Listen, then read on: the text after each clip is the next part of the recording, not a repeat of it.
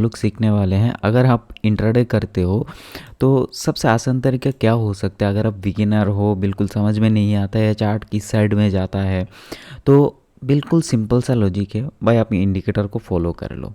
देखो ऐसा बिल्कुल भी नहीं है कि इंडिकेटर काम नहीं करता है। बहुत सारे लोगों को लगता है कि इंडिकेटर काम नहीं करते। चलो मैं एक इंडिकेटर आपको दिखाता हूँ जिससे आप ट्रेड करोगे तो आपके लिए ट्रेडिंग बहुत आसान हो जाएगा। हाँ, ऐसा नहीं है कि आपको बहुत सारा करोड़ों कमा लोगे, बट ठीक ठाक पैसा आप कमा लोगे। तो मैं बात कर रहा हूँ मूविंग एवरेज की, ठीक है। तो मूविंग एवरेज ये देख लो पहले, ठीक है, उसके बाद ही आप बात करना। फिर आपको जो भी कहना है बाद में कहना।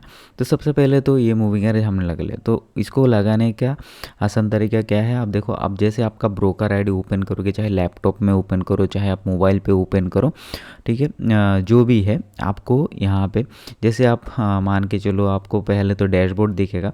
तो उसके बाद जैसे आप जो भी चार्ट आपको देखना है ना, तो पहले सबसे पहले तो आप उसी में जाओ। अगर आप निफ्टी में करना है, अगर आपको कोई स्टॉक में करना है, अगर यहाँ पे मान के चलो मैंने कोई भी स्टॉक उठाया ICICI बैंक का, तो सबसे पहले तो मुझे उसका चार्ट में क्लिक करना है।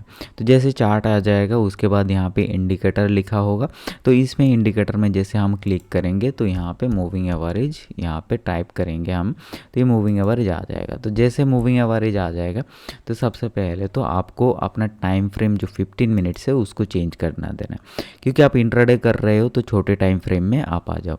तो छोटे टाइम फ्रेम में आप मिनिमम 5 मिनट टाइम फ्रेम से लेकर उसके नीचे का कोई भी टाइम फ्रेम आप इस्तेमाल कर सकते हो, बट 5 मिनट के टाइम फ्रेम के ऊपर मत आओ, ठीक है। 5 4 3 2 1 कोई भी टाइम फ्रेम आप यूज़ कर लो, बट उसके नीचे आओ नहीं आओ। अभी हम जो मोस्ट पॉपुलर है लोगों का तो उसमें नहीं जाते हैं, तो हम 4 मिनट्स टाइम फ्रेम का इस्तेमाल कर रहे हैं इसमें।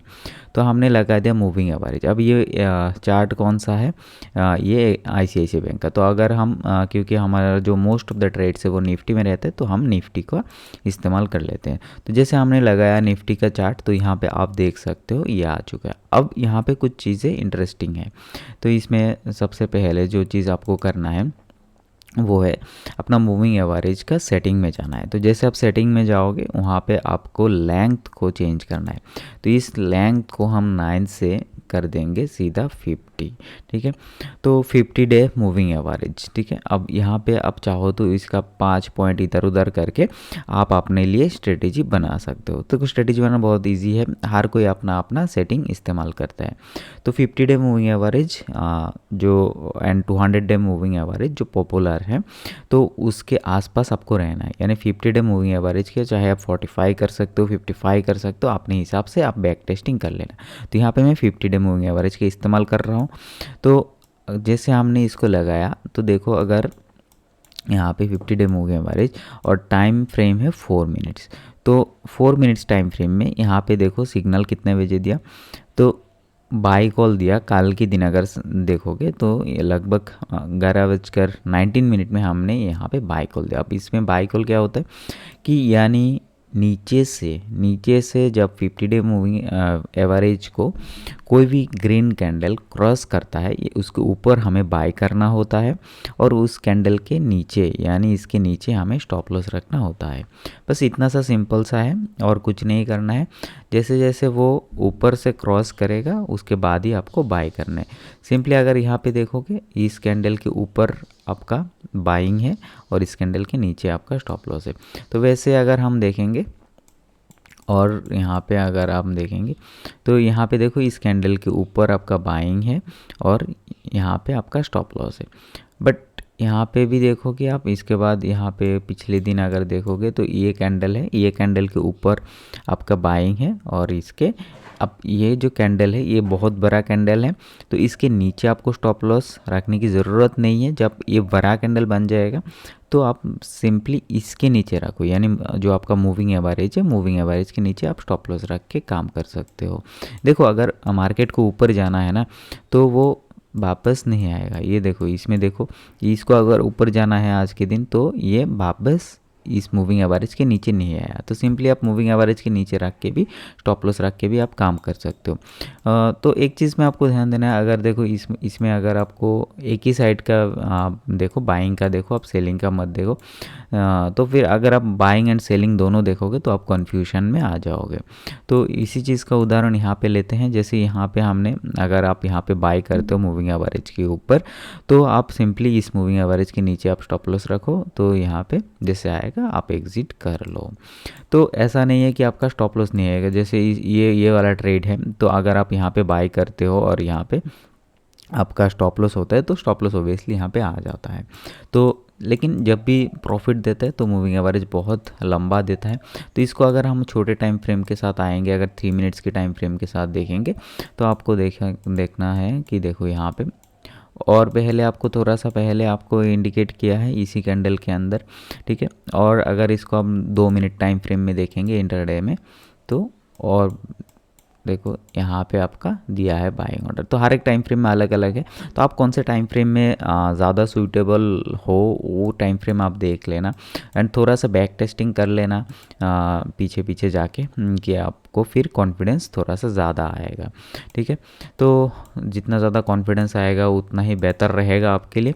तो यहाँ पे 3 मिनट टाइम फ्रेम के साथ अगर करना है, तो आप जैसे जैसे पीछे जाओगे और 1 साल का डाटा आप देख लो कि अगर आप सिर्फ बाइंग करते तो आपको कितना प्रॉफिट होता है या फिर कितना लॉस होता है, या फिर आप साथ में अगर सेलिंग भी करते, जैसे कि अगर मूविंग एवरेज के नीचे क्लोज करता है तो आप यहाँ पे सेल करते हो, और ऊपर में आपका मूविंग एवरेज के ऊपर आपका स्टॉप लॉस है, तो कितना स्टॉप लॉस आपका जाता, ठीक है, कितना टारगेट आपका आता, तो उस हिसाब से देख लेना। जब देखो अगर यहाँ पे सेलिंग है, तो यहाँ पे सेलिंग में भी अच्छा टारगेट दिया है मार्केट ने, ऐसा नहीं है टारगेट।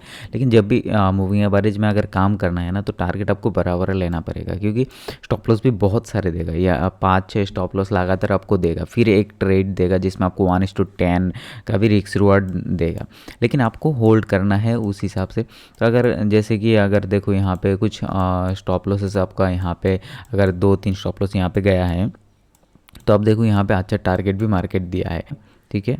400 में आपने बाइंग कर दिया और यहाँ पे आपका स्टॉप लॉस हो गया। अभी यहाँ पे देखो रिस्क रिवॉर्ड लगाओ, फिर आप यहाँ पे आ जाओ लॉन्ग पोजीशन, यहाँ पे लॉन्ग पोजीशन चलो क्रिएट करते हैं। चलो यहाँ पे हमारा स्टॉप लॉस है मूविंग एवरेज के नीचे, ठीक है। तो यहाँ पे हमारा बाइंग हो गया।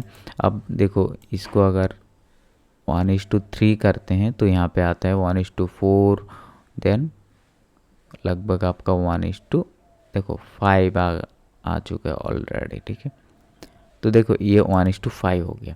तो अब सोचो अगर आप 2-3 स्टॉप लॉस आप दे रहे हो, फिर 1:5 आपको इंट्राडे के अंदर मिल रहा है, तो आप एग्जिट कर, तो जैसे आपका प्रॉफिट बन गया, आप एग्जिट कर गए, फिर आप दूसरा ट्रेड के लिए वेट करें।